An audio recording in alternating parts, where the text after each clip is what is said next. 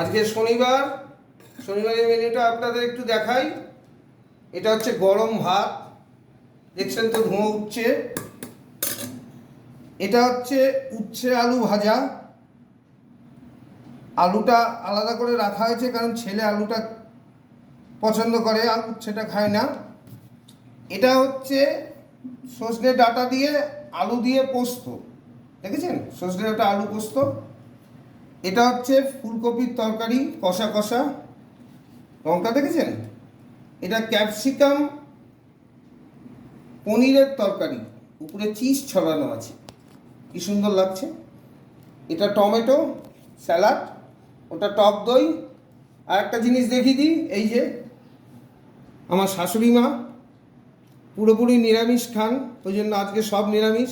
তার সাথে সাথে আমার বাবা মা তো আছেই, ওই জন্য আজকে পুরো শনিবারটাই নিরামিষ।